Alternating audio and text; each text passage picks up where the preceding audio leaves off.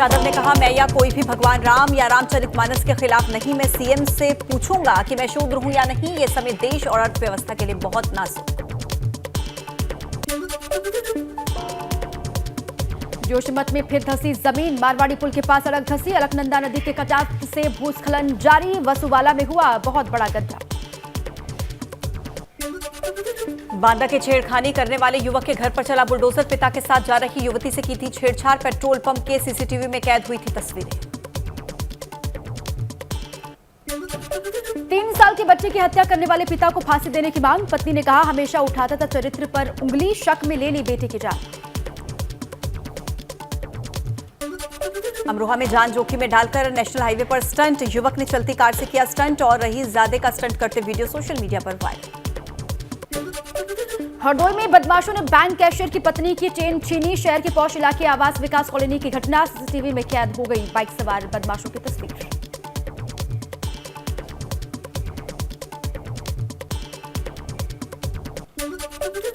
हरिद्वार में युवक ने नाबालिग लड़की के साथ की छेड़खानी। भीड़ ने आरोपी युवक की जमकर की पिटाई। युवक की पिटाई का वीडियो सोशल मीडिया पर वायरल। गाजियाबाद में डांसिंग स्कॉर्पियो का वीडियो आया सामने। स्कॉर्पियो सवारों ने सड़क पर हूटर और हुड़दंग से मचाई अराजकता। शादी के दौरान बारात का बताया जा रहा है वीडियो। बरेली में 2 दोस्तों को रील बनाना पड़ा भारी। छुट्टी पर घर आए फौजी और उसके दोस्त को पुलिस ने किया गिरफ्तार। दोनों ने गाड़ियों में सवार होकर किया था हथियारों का प्रदर्शन। लखनऊ में एसिड अटैक की घटना से सनसनी। घर में घुसकर मां बेटे पर दबंगों ने डाला एसिड। एसिड अटैक करने वाले दबंग हुए फरार। बिजनौर में जंगल में बने 15 फीट गहरे कुएं में गिरा गुलदार। वन विभाग की टीम ने बामुश्किल गुलदार को बाहर निकाला। थाना नूरपुर के राहूनगली इलाके का मामला। झांसी में रेलवे कर्मचारी की पत्नी की तीसरी मंजिल से गिरकर मौत। भाई ने ससुराल वालों पर छत से फेंककर हत्या करने का आरोप लगाया। ससुराल वालों पर 20 लाख की डिमांड करने का भी आरोप। रामनगर में प्रशासन ने अवैध खनन पर की कार्रवाई। अवैध खनन कर रहे 18 स्टोन क्रशर्स को किया सीज। कई माफियाओं के खिलाफ भी लिया एक्शन। भदोही में पुलिस ने वाहन चोर गिरोह का किया पर्दाफाश। 8 चोरों के पास से चोरी की 4 कार, 1 बाइक बरामद। पुलिस ने 2 तमंचे, 6 मोबाइल फोन बरामद किए। कानपुर में चिड़ियाघर से चोरी हुए नोटों से भरी हुई तिजोरी को पुलिस ने किया बरामद। नाले में मिली नोटों से भरी हुई तिजोरी। पुलिस की रडार पर हैं कई कर्मचारी। मऊ में कई थानों की पुलिस ने अवैध शराब पर मारा छापा। छापेमारी के दौरान आरोपी पीछे के रास्ते से भागे। ठेके से शराब को लाकर मोहल्ले में बेचते थे आरोपी। बिजनौर में 6 साल की मासूम बच्ची पर पालतू डॉग ने किया हमला। डॉग ने बच्ची का कान चबाकर लहूलुहान कर दिया। पीड़ित के परिजनों ने कुत्ते की मालकिन और बेटे के खिलाफ दी थाने में तहरीर। मुरादाबाद में सोने चांदी के जेवरात के साथ 2 बदमाश गिरफ्तार। बदमाशों के पास से पुलिस ने तमंचा भी किया बरामद। चोरी का सामान बांटते वक्त पुलिस ने बदमाशों को पकड़ा। हापुड़ में शूटर मनोज भाटी को पुलिस ने मुठभेड़ में किया ढेर। 16 अगस्त 2022 को कचहरी के बाहर हुए स्त्री शीटर। लखन हत्याकांड में चल रहा था फरार। एडीजी जोन मेरठ ने मनोज भाटी पर घोषित किया था 1 लाख रुपए का इनाम।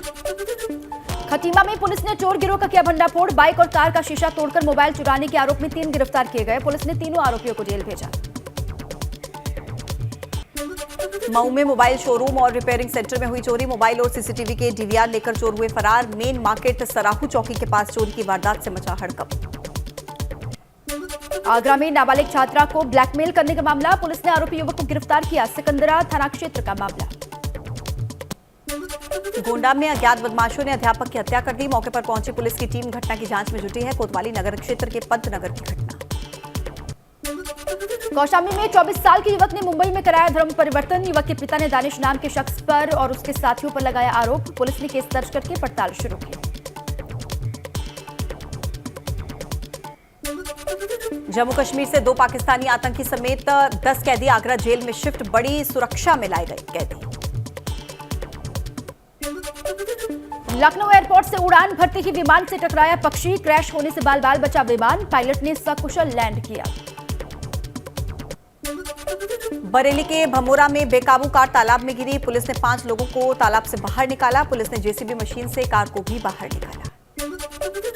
गोरखपुर में यूपी के कारागार राज्य मंत्री सुरेश राही की कार दुर्घटनाग्रस्त हुई। सड़क हादसे में बाल बाल बचे राज्य मंत्री। ट्रैक्टर ट्रॉली से टकराई मंत्री की कार।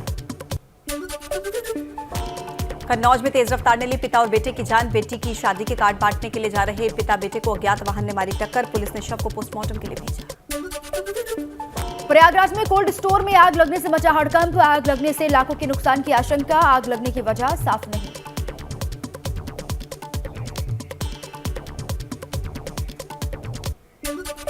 आगरा लखनऊ एक्सप्रेसवे पर धू कर जला ट्रक। कुछ ही मिनटों में उठने लगी आग की ऊंची ऊंची लपटें। आग के चलते एक्सप्रेसवे पर 4 किलोमीटर लंबा जाम लगा।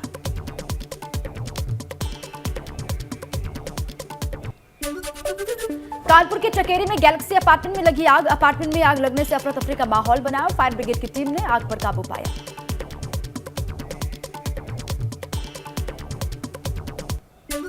महोबा में भाजपा के सेक्टर संयोजक ने बंद कमरे में अवैध तमंचे से गोली मारकर की आत्महत्या। कार्यकर्ता की मौत की सूचना पर सांसद और एमएलसी मौके पर पहुंचे। पुलिस मामले की हर पहलू की जांच कर रही है।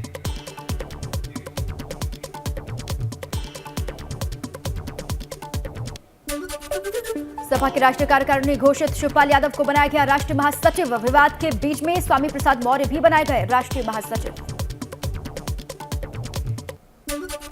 सपा एमएलसी स्वामी प्रसाद मौर्य के महासचिव बनाए जाने पर भाजपा के प्रवक्ता राकेश त्रिपाठी का हमला। कहा, स्वामी प्रसाद मौर्य को मिला रामचरितमानस के अपमान का पुरस्कार। अखिलेश यादव का हिंदू विरोधी और जातिवादी चेहरा आया सामने। सपा नेता स्वामी प्रसाद मौर्य ने एक बार फिर से ट्वीट किया और लिखा कि धर्म की दुहाई देकर आदिवासियों, दलितों, पिछड़ों, महिलाओं को अपमानित किए जाने की साजिश का विरोध करता रहूंगा। इनको सम्मान दिलाने तक अपनी बात नहीं बदलूंगा।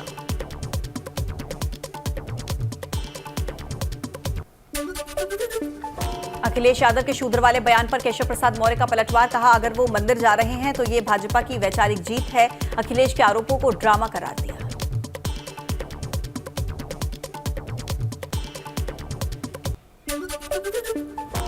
कन्नौज में सपा अध्यक्ष अखिलेश यादव का बयान। सरकार पर बोला हमला। का आगरा एक्सप्रेसवे का भी नाम बदलकर अमृत एक्सप्रेसवे कर देना चाहिए। भाजपा के लोगों ने हमें नहीं करने दिए मंदिरों के दर्शन।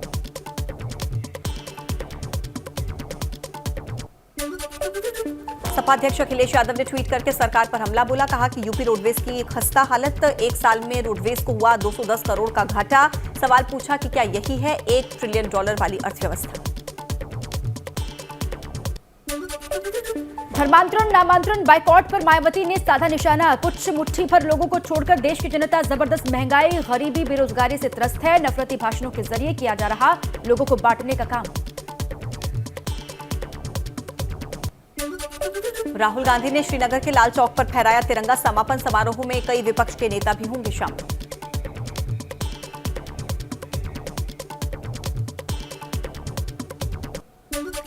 लाल चौक पर तिरंगा फहराने के बाद बोले राहुल गांधी, ये देश नफरत से नहीं मोहब्बत से चलेगा। हिंदू मुसलमान से नहीं, ये देश रोजगार से चलेगा। लाल चौक पर राहुल गांधी के तिरंगा फहराने पर बोले डिप्टी सीएम ब्रजेश पाठक, आज कांग्रेस भी भाजपा पर कर रही होगी गर्व। पीएम मोदी की अगुवाई में जम्मू कश्मीर में कानून का राज। भारत जोड़ो यात्रा को लेकर बोले कांग्रेस सांसद इमरान प्रतापगढ़ी, पूरे देश में हुआ यात्रा का असर। 2024 में आएंगे बेहतर नतीजे। 135 दिन के बाद कन्याकुमारी से चली राहुल गांधी की भारत जोड़ो यात्रा का समापन। कांग्रेस सांसद रंजीता रंजन ने कहा कि यात्रा से बना देश में बेहतर माहौल। यात्रा को लोगों ने दिया प्यार। मुगल गार्डन का नाम अमृत उद्यान करने पर सपा सांसद एसटी हसन ने सरकार पर कसा तंज। कहा, अंग्रेजों ने बनवाया था मुगल गार्डन। राष्ट्रपति भवन में भी अंग्रेजों ने ही वहां बनवाया था। क्या हम बदल सकते हैं इतिहास।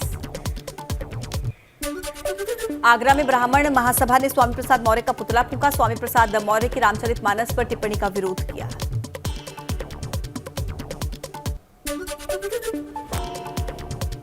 सपा विधायक फरीद महफूज किदवई ने हिंदू धर्म की प्रशंसा की। कहा, हिंदू धर्म सबसे प्राचीन धर्म है। बार बार धर्म को राजनीति में शामिल करना गलत है।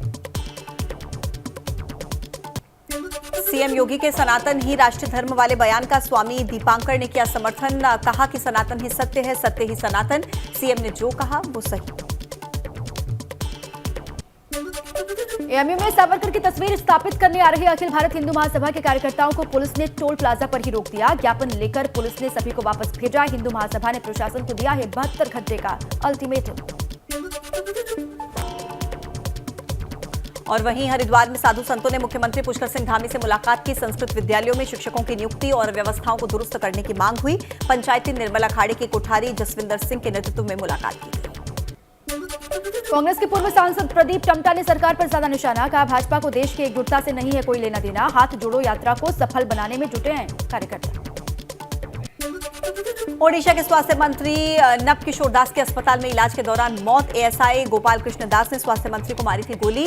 सीएम नवीन पटनायक ने दिए जांच के आदेश।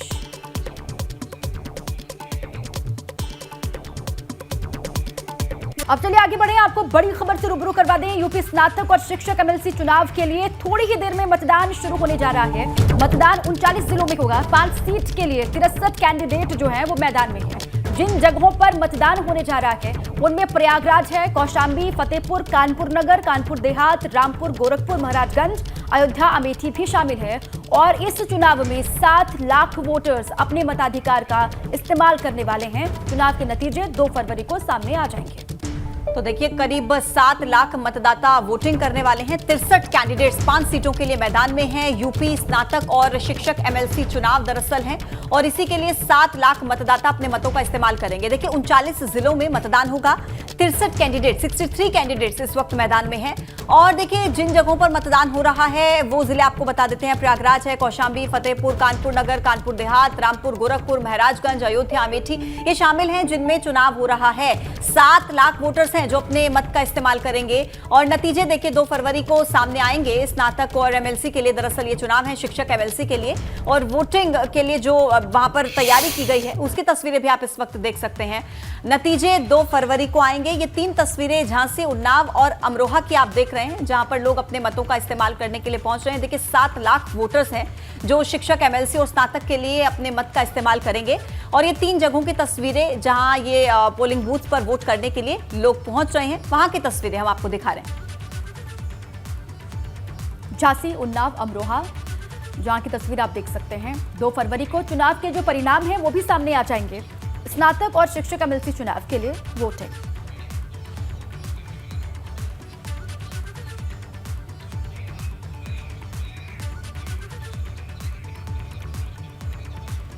तो 3 तस्वीरें आपको हम दिखा रहे हैं अलग अलग हिस्सों की। और चलिए, हमारे अलग अलग साथी हमारे साथ जुड़ चुके हैं। इस चुनाव को लेकर कैसी तैयारी चल रही है, कुछ ही देर के बाद वोटिंग की प्रक्रिया शुरू हो जाएगी। कानपुर से रतीश हमारे साथ हैं, मुरादाबाद से उबैदुर रहमान हमारे साथ हैं, गोरखपुर से नीरज श्रीवास्तव हमारे साथ हैं और बरेली से अनूप मिश्रा हमारे साथ जुड़े हुए हैं। सबसे पहले नीरज, सवाल आपसे है, गोरखपुर में क्या तैयारी आप देख रहे हैं? वोटिंग शुरू हो चुकी है, नहीं हुई तो कितनी देर में शुरुआत होगी? बताइए, तस्वीरें दिखाइए वहां की। जी बिल्कुल, 8 बजे से वोटिंग शुरू होगी और इस समय हम सेंट एंड्रूज इंटर कॉलेज के जो ग्राउंड है वहाँ पर हैं। आप देख सकते हैं पीछे कमरे में तैयारी लगभग पूरी हो चुकी है। 8 बजे से यहाँ पर मतदान होना है और लगभग अगर बात करें 17 जिलों की बात करें, गोरखपुर फैजाबाद खंड स्नातक निर्वाचन चुनाव में तो 2,48,000 यहाँ पर मतदाता हैं और गोरखपुर में 40,000 मतदाता अपने मताधिकार का प्रयोग करेंगे और 56 बूथों पर आज मत पड़ने हैं और शाम 4 बजे तक मतदान होगा और इसके लिए सारी तैयारियां पूरी हैं और इसके साथ ही सुरक्षा कर्मियों को भी ड्यूटी पर लगाया गया है। पीठासीन अधिकारी समेत तमाम जो कर्मचारी हैं वो भी यहाँ पर आ गए हैं और अब 8 बजे का जो काउंटडाउन है वो शुरू हो चुका है और जल्दी ही थोड़ी देर में अब मतदान भी शुरू हो जाएगा और कुछ लोग भी अब आना शुरू हो गए हैं, लेकिन अभी पूरी तरह से भीड़ जो मतदान केंद्र है यहाँ पर दिखाई नहीं दे रही है अभी। बिल्कुल ठीक है नीरज, आप रहे हमारे साथ। जो ड्यूटी में लगे हुए अफसर हैं वो वहां पर पहुंच रहे हैं। काउंटडाउन शुरू हो चुका है। कुछ ही देर के बाद आप बता रहे हैं कि 8 बजे से वोटिंग की प्रक्रिया शुरू हो जाएगी और जगहों की तरह आप रहे हमारे साथ। कानपुर का रुख कर लेते हैं, रतीश वहां से जुड़े हुए हैं। रतीश, वहां की क्या तस्वीर है? 8 बजे के बाद वोटिंग की प्रक्रिया शुरू होगी और क्या कुछ देख पा रहे हैं इस वक्त? तैयारियों को लेकर जानकारी दें रतीश। बिल्कुल, देखिए, कानपुर में शिक्षक और स्नातक खंड की 2 सीटों के लिए चुनाव हो रहा है। सबसे पहले आपको मतदान केंद्र की तस्वीरें दिखा दें। सनातन धर्म स्कूल में हम खड़े हुए हैं जिसे पोलिंग सेंटर बनाया गया है। यहाँ पर 3 कमरों में मतदान की प्रक्रिया को अंजाम दिया जाएगा। अगर कानपुर की स्नातक और शिक्षक एमएलसी सीट की बात की जाए तो 246 पोलिंग बूथ बनाए गए हैं। 2,27,000 मतदाता दोनों सीटों पर हैं और 19 प्रत्याशी अपनी किस्मत आजमा रहे हैं। पोस्टल बैलेट से लिए चुनाव की प्रक्रिया को संपन्न कराया जाएगा। सुबह 8 बजे से लेकर शाम 5 बजे तक मतदान होना है। अगर अलग अलग की बात की जाए तो 246 कुल मतदान केंद्र यहाँ पर बने हुए हैं। 9 स्नातक प्रत्याशी 9 शिक्षक एमएलसी के लिए प्रत्याशी दावेदारी ठोक रहे हैं, तो 10 प्रत्याशी स्नातक एमएलसी सीट के लिए हैं, जिसमें भारतीय जनता पार्टी के अरुण पाठक जो प्रत्याशी हैं, उनके सामने कमलेश यादव हैं समाजवादी पार्टी के। बीच में अगर माना जाए तो समाजवादी पार्टी और बीजेपी के बीच टफ फाइट है। इसके अलावा अगर शिक्षक एमएलसी की सीट की बात की जाए तो प्रियंका यादव हैं। भारतीय जनता पार्टी ने शिक्षक एमएलसी की सीट के लिए पहली बार अपने प्रत्याशी को उतारा वेणु रंजन भदौरिया के रूप में, और यहाँ पर आपको चहल पहल भी दिखाते रहे कि जो प्रिजाइडिंग ऑफिसर हैं, जो मतदान कर्मी हैं, अधिकारी हैं, वो भी यहाँ पर पहुँचना शुरू हो गए हैं। अगर पोलिंग सेंटर्स की बात की जाए तो 246 पोलिंग सेंटर्स के साथ साथ 11 जोनल मजिस्ट्रेट यहाँ पर लगाए गए हैं, 30 सेक्टर मजिस्ट्रेट हैं, 262 माइक्रो ऑब्जर्वर्स लगाए गए हैं, 246 पोलिंग बूथ पर काम हो रहा है। 27 पार्टीज को रिजर्व रखा गया है मतदान की प्रक्रिया को अंजाम दिलाने के लिए। लेकिन काफ़ी स्नातक सीट की अगर बात की जाए तो 2015 और 2017 में ये भारतीय जनता पार्टी के पास रही है, लेकिन शिक्षक एमएलसी सीट पर पूरी ताकत इस बार भारतीय जनता पार्टी ने झोंक रखी है। हम ये जो सेंटर्स की तस्वीरें देख रहे हैं, ये थोड़ी खाली इसलिए भी जरूर नजर आ रही है क्योंकि 40 मिनट तकरीबन पड़े हैं अभी, और उसके बाद वोटिंग की प्रक्रिया शुरुआत होगी, तब लोग वहां पर पहुंचना शुरू होंगे। उबैदुर रहमान के पास अपने दर्शकों को लिए चलते हैं। मुरादाबाद में कितने प्रत्याशी हैं मैदान में, कितने वोटर्स हैं, कितने मतदान केंद्र बनाए गए हैं? उबैदुर रहमान, जानकारी दीजिए। देखिए, मुरादाबाद में जो मतदाता हैं वो लगभग 32,000 मतदाता हैं और 39 बूथ जो हैं वो बनाए गए हैं। पोलिंग स्टेशन जो हम इस वक्त हैं मुरादाबाद का जो ब्लॉक है विधानसभा देहात में, वहाँ पर हैं, और आप देख सकते हैं कि यहाँ पर जो तैयारियां हैं वो की जा रही हैं, क्योंकि आपसे थोड़ी देर बाद जो है वो मतदान शुरू हो जाएगा ठीक 8 बजे। और यहाँ पर जो मुख्य मुकाबला है वो समाजवादी पार्टी और भारतीय जनता पार्टी के बीच माना जा रहा है। इसके अलावा कुछ और निर्दलीय उम्मीदवार हैं, तो कुल 8 उम्मीदवार हैं इस बरेली और मुरादाबाद खंड का जो स्नातक का एमएलसी का चुनाव है यहाँ पर। लेकिन जो मुख्य मुकाबला है वो भारतीय जनता पार्टी के जो प्रत्याशी हैं उनके बीच है और समाजवादी पार्टी के बीच है। लेकिन मौसम जो है वो बदल गया है, बारिश शुरू हो गई है, काफ़ी 6 बजे से ही बारिश हो रही है, तो इसलिए जो मतदाता हैं उनके आने की उम्मीद जो है वो देर से ही होगी, क्योंकि 8 बजे मतदान शुरू हो जाएगा और बारिश हो रही है, तो ऐसे में मौसम ख़राब है। लेकिन जो तैयारियां हैं वो पूरी हो चुकी हैं। जो ये पोलिंग बूथ है 223, यहाँ पर लगभग 600 मतदाता जो हैं आज मतदान करेंगे 8 बजे से, और शाम 4 बजे तक मतदान चलेगा। इसके अलावा एक और बूथ जो है सामने की तरफ, वहाँ पर जो 400 कुछ मतदाता हैं वो मत करेंगे। जितने भी ग्रेजुएट्स मतदाता हैं वो आज अपने मत का प्रयोग करेंगे और वो चुनेंगे अपना एमएलसी। तो आज जो मतदान है अनूप का रुख कर लेते हैं, बरेली की तस्वीर वो दिखाएंगे। अनूप, वहाँ की क्या तस्वीर है और कहाँ पर आपकी मौजूदगी है? 8 बजे से वोटिंग की प्रक्रिया शुरू हो जाएगी, 7:30 बजने को है। अनूप जी बिल्कुल, आपको बता दूं मैं इस समय तहसील पर मौजूद हूं और यहां पर ये मतदेय स्थल बनाया गया है। बरेली में 39 मतदेय स्थल बनाए गए हैं। इसके अलावा 24,927 जो हैं वो मतदाता अपने मताधिकार का प्रयोग करेंगे। यहां पे सुरक्षा कर्मी तैनात हैं, क्योंकि अभी समय है 8 बजे से वोटिंग होना है। हालांकि मौसम खराब है, सुबह से ठंड पड़ रही है, जिस वजह से ये अंदाजा लगाया जा सकता है कि जो मतदाता है वो थोड़ा देर से आएगा। सामने देखिए ये पुलिसकर्मी यहाँ पर सुरक्षा कर्मी तैनात हैं। इसके अलावा पुलिस और पीएसी के जवान भी लगाए गए हैं, सीसीटीवी कैमरा लगाए गए हैं।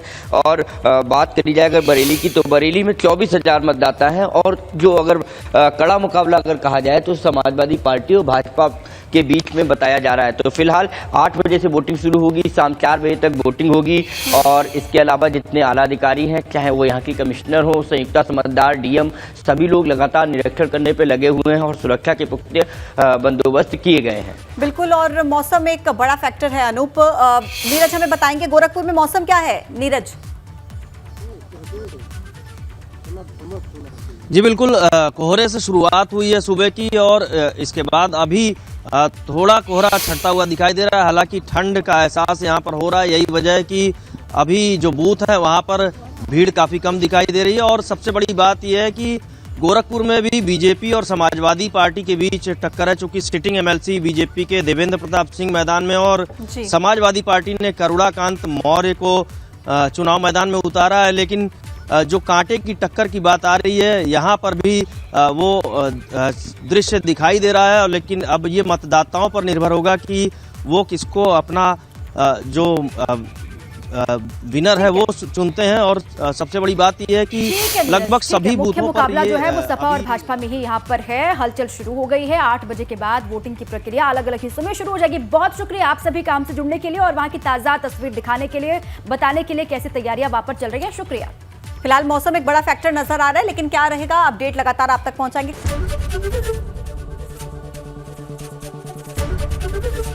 एबीपी गंगा, खबर आपकी, जुबान आपकी।